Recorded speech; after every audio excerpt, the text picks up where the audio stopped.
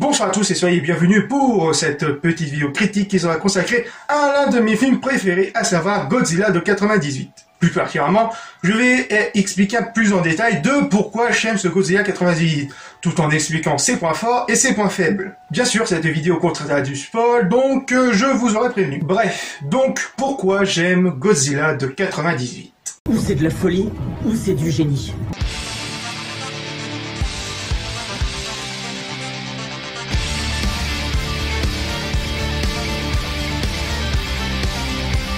Cette version américaine de Godzilla est sortie en 1998 et qui est réalisée par Roland Emmerich, à qui on lui doit Stargate, Independence Day ou encore Le Jour d'après ou bien 2012. Il nous fait raconter l'histoire de Nick Tatopoulos, un scientifique spécialisé dans les effets de la radiation nucléaire. Il va être engagé par l'armée pour enquêter sur une étrange créature qui multiplie les attaques, notamment sur les attaques de cargo et de bateaux de pêche, et qui se dirige vers la ville qui ne dort jamais. Et le film se construit en 4 actes, un peu comme un film à la Alien. Un premier acte qui nous fait présenter les personnages, mais aussi le mystère autour de Godzilla. Le deuxième acte est celui de l'arrivée de Godzilla. Le troisième acte, celui de Nick, avec l'aide des services secrets français, pour trouver et détruire le nid de Godzilla. Et qu'au même moment, le match retour entre Godzilla et les militaires gagneront une victoire face à cette créature. Et c'est là qu'arrivera le quatrième acte, comme à la Alien. Dans Alien, le troisième acte se finit par l'explosion du Nostromo, et qu'on croyait que la menace alien a été détruite, et que le quatrième acte arriva, et qu'on découvre que l'alien a bel et bien survécu. Ce qui va être montré pour Godzilla. Après avoir détruit le nid de Godzilla, où les héros semblaient avoir résolu le problème pour toujours, le quatrième acte arriva et que Godzilla était toujours en vie, qui cette fois-ci a une grande soif de vengeance envers les humains qui ont détruit ses petits. Et ces derniers actes va nous mener droit à sa mort. Mais le film réserve une autre surprise pour sa fin, qui ne se finit pas par un happy end, mais par une fin ouverte qui sera représentée par la présence d'un œuf et le seul et unique survivant de l'attaque de l'armée américaine sur le nid de Godzilla, et qu'un bébé de Godzilla est sorti. Quelle ironie. Voilà grosso modo comment l'histoire est racontée et écrite. Et que si vous voulez découvrir la suite, il vous faudra voir la série animée sortie quelques temps après, avec au total 2 saisons pour 40 épisodes, et qui a beaucoup plus laissé un bien meilleur souvenir auprès des téléspectateurs que le film. Malheureusement, le film n'était pas très accueilli par le public et par la presse, et surtout un avis très négatif du côté de son origine au Japon. Bien avant que je vais commencer à attaquer un peu plus en détail sur ses points forts et ses points faibles, je vais vous raconter les véritables origines de Godzilla. À l'origine, le premier Godzilla est sorti pour la première fois en 1954. Produit par le studio japonais la Toho, celui-ci nous fait raconter que Godzilla est un dinosaure qui s'est réveillé à cause des bombes nucléaires, et qui est venu se venger sur l'homme pour nous punir en détruisant tout. Oh mon Dieu! Oh mon Dieu! Et il fut vaincu grâce à une bombe de destructeur d'oxygène. Le film a pour genre de nous montrer la colère et la vengeance de Dame Nature sur l'homme. Ouais, c'est pas faux. Au fur et à mesure des époques, Godzilla deviendra un allié pour les humains, comme nous le montrent les 2 derniers Godzilla sortis.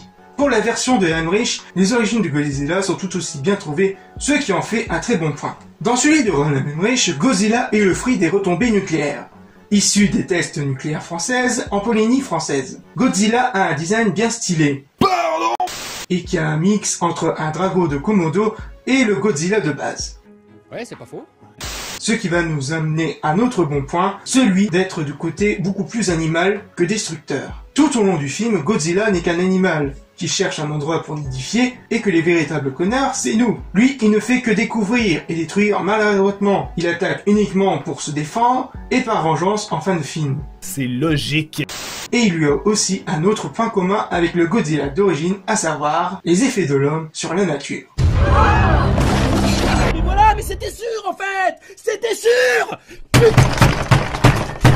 Après, il y a des moyens qui gâchent un peu le film, comme les personnages assez clichés, un humour parfois abusif, des effets spéciaux qui ont mal vieilli par le temps, et un scénario maladroit par moments. Mais niveau réalisation et de la mise en scène sont plutôt bonnes, et le film garde un bon rythme au niveau action et de suspense. Vraiment, c'est un film divertissant et réfléchi, comme seul Roland Emmerich sait le faire. L'autre bon point positif, c'est surtout au niveau de la musique, qui est composée par David Arnold, à qui il avait déjà composé pour Roland Emmerich par le passé, à savoir Stargate ou bien encore Independence Day. qui nous offre encore une fois d'excellents thèmes, des thèmes puissants comme celui de générique.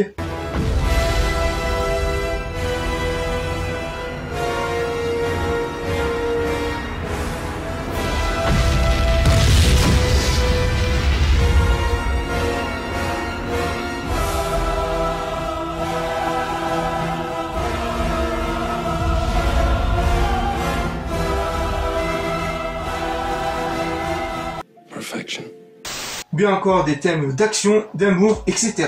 Bref, une magnifique BO à écouter. Et que si vous voulez un peu plus en savoir sur la musique de Roland Emmerich, je vous conseille la chaîne de Thilo qui en expliquera un peu plus.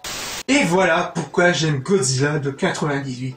Parce que c'est un film qui essaie de nous montrer une différente façon des effets de l'homme sur la nature.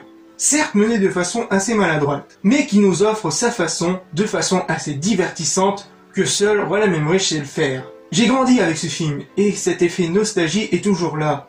Et ça reste pour moi un véritable plaisir à le voir. Oui, je reconnais certains de ses défauts, mais pour moi, ce n'est pas un si mauvais film. C'est un film correct, sans plus ni moins, qui essaye d'apporter son message, et qui mérite qu'on lui offre une seconde chance, car il a beaucoup plus à raconter. Et voilà, cette petite vidéo critique est finie, et donc si vous voulez voir un peu plus ce genre de petites vidéos, critique de pourquoi j'aime ou pourquoi je n'aime pas, dites-moi dans les commentaires simplement. Bref, je vous laisse et on se retrouve pour de futures vidéos. Peace!